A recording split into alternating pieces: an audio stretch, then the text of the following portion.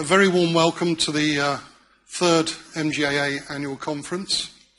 I've had the honour of being the MGAA's chairman for almost a year now, and I have to confess that becoming chairman was quite unexpected.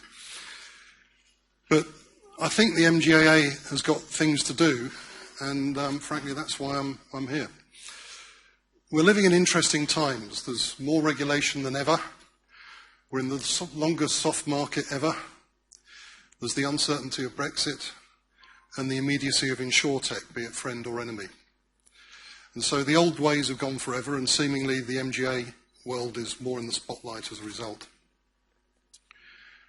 The association can and must take a leading role in supporting members to continue to thrive in these challenging times and changing times.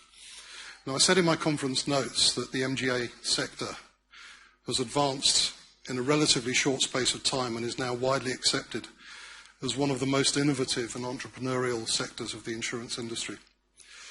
And the reason's simple. It's 2017. Capital flows quickly, things happen quickly.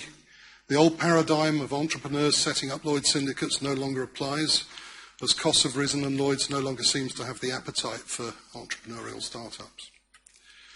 MGAs can be set up quickly, require relatively little capital, and frankly can exist geographically wherever they want. And for insurers, it's a quick way into and out of the market. Now, as I said, the MGAA has got stuff to do.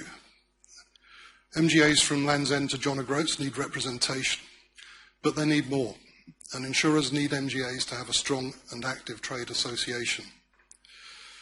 So in my first year, I've worked with Peter Stadden, our Managing Director, to develop a clear strategy. And that strategy has been agreed unanimously by the board. We've costed it, and we've set about funding it. We can't implement everything overnight, but our key projects include we're going to look at cover holder audit. It's something that Lloyd's has always taken seriously, but most insurance companies have only just started to tackle it. Outsourced underwriting is a risk that feeds directly into an insurer's capital model, and it's rightly on both the FCA's and the PRA's radar.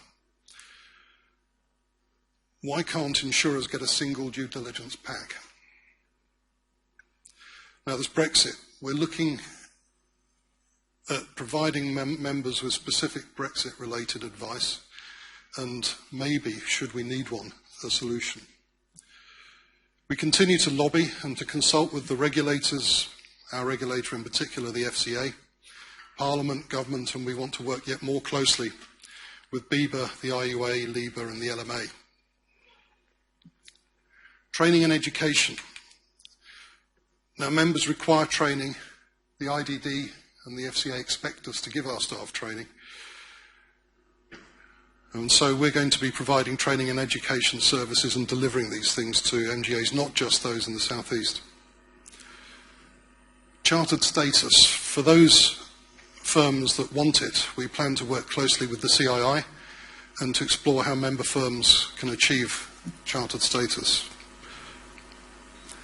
Brokers and insurers. Now, it's hard to believe, but not all brokers and insurers understand that MGAs aren't just another mouth to feed in the chain, but they can add real value. It's our job as your trade association to help insurers and brokers understand this.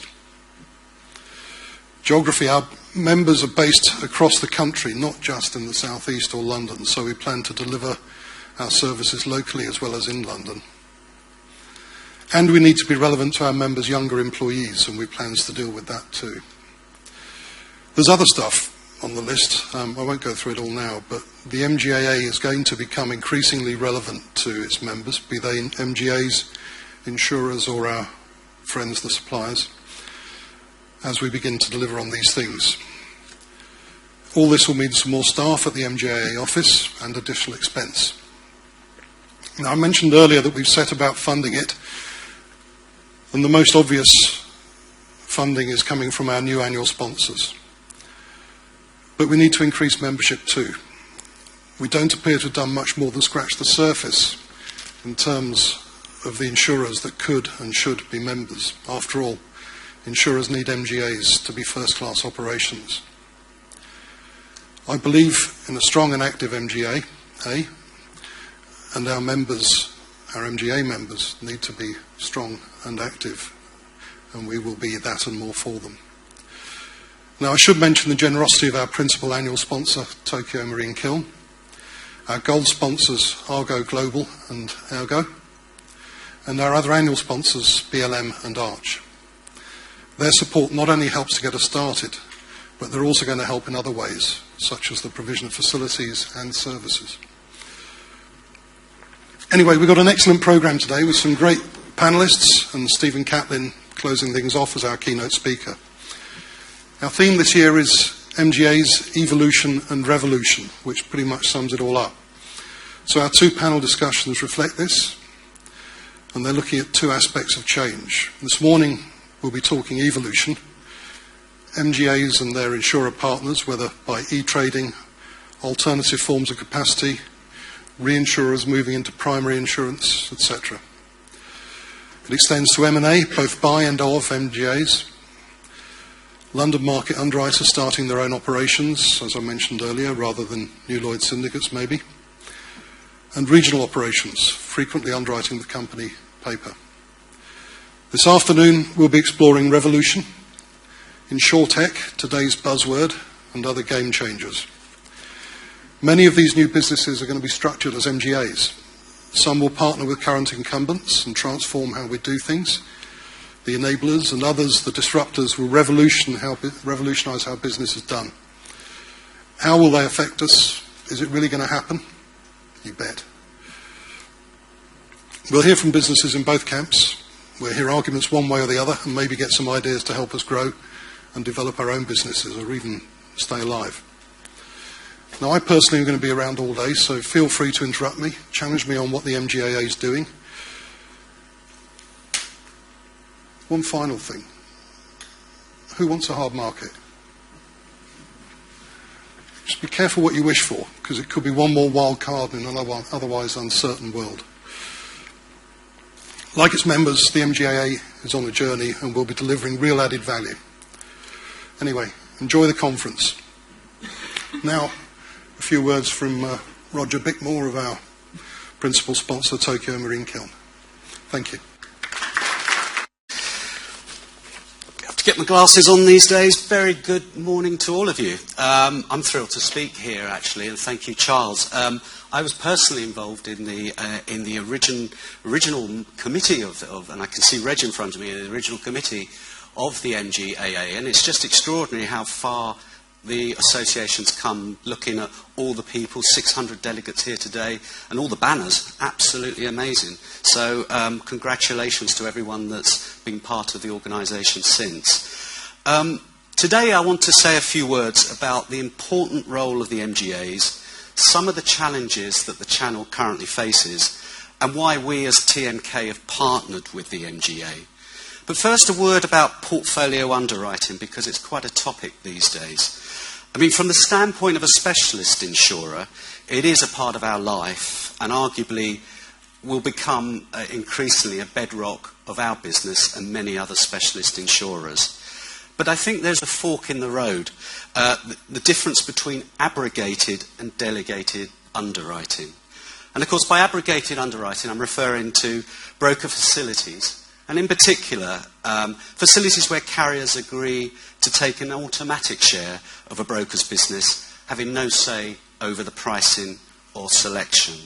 I think cost is the driver, and I fully understand that. But the margins for carriers are going to be increasingly difficult to achieve over the longer term. And mainly that's because the fiduciary duties of the participants are such at odds. Whereas I look at delegated authority underwriting, and I look at our MGA partnerships, where an underwriting plan is agreed, rating and selection parameters are adopted, acceptable business bound according to referral rules, and I see a much brighter future. At TMK, delegated underwriting is and continues to be our spiritual home, and mainly that's because our interests are aligned. So why MGAs? And I've got just a few points, but I'm sure there are others. Firstly, for companies like ourselves, it does provide stability. The long-term strategic partnerships that we have give us longevity in our results. At TMK, we have many contracts that have been in place decades. Results tend to be less volatile and invariably positive. It is a bedrock, as I've said before, a diversified channel, and actually out of the clutches of the big guys, which is probably a good thing. In addition to stability, I'd reference innovation. We tap into and benefit from you as entrepreneurs. Hard to replicate for us that local enthusiasm and drive in a large corporation. You are personally incentivized to drive results, and some of our most innovative plays as a company have come through delegated partners. I mean, I can reference Laurega. They're probably in the room today. I haven't seen them. You know, what they're doing in terms of loss management, HSE response and cyber recovery is really exciting and innovative, and they should take great credit in what they've achieved. Stability, innovation, and I would say customer reach. You are closer to the customers than we will ever be, and you provide that local insight. We can jointly create products to meet genuine need. We have the capital and the capacity. You have the distribution. APC, another strong long-term partner of ours, is a case in point, offering products packaged for small businesses. And finally, I'd reference technical skills. We may not have the desire always to invest ourselves. MGAs, however, bring highly specialist talent to the table. G-Cube, another example where we have supported their binding authority for donkey's years, are true masters and experts in the world of renewable energy. So what are the challenges? Well, firstly, no surprise, and Charles mentioned it, regulation. And that's hit us in a couple of ways. Solvency II is a beast. Thousands of pages of regulations, and not designed, I can assure you, with the delegated model in mind. In a similar vein, conduct risk. The FCA requirements have evolved over the years, but the cover holder model has only belatedly been part of that regime. In both situations, the regulators view the world as if the carrier has written the risk itself. And so particularly validation, documentation, and data has become absolutely critical. And that's put a strain on our relationships in building the right reporting infrastructure, and we understand that. Aside from regulation, I would say market modernisation is a critical topic in our world, and rightly so. Processes are clunky and transactional costs are too high. By definition, we have an extra link in the chain. So to compete effectively, we need to ensure that we transact business and share data efficiently. Adoption of technology here is the absolute key. So why the MGAA? Well, the initial priorities, as I well recall, was to develop a strong membership base and build its credibility within our industry. And I have to say, I think that is largely, if not completely, achieved, and well done to everyone involved. But today, as TMK, we want to support the MGAA and take the association to the next level. What's our contribution? Well, we can hopefully improve the communication flow between the market and the carriers and the MGAs, navigate through regulation, and with you design new processes that make sense. And also I'd say one other thing about training. You know, there's so much that we can offer and do to our membership jointly by improving the professional standards on that road to chartered status, which I think is very exciting. So in wrapping up, I'd say the future, portfolio underwriting will be part of the specialist insurance industry landscape for years to come. It will be driven by economics. Some will choose abrogated underwriting, but that's not where our long-term interest lies, at least as far as TMK is concerned. Instead, we are committed to building and strengthening delegated underwriting partnerships with MGAs. Therefore, we wish the MGAA every success in representing this important and growing channel in the UK, and certainly look forward to a productive partnership over the coming years. Thank you.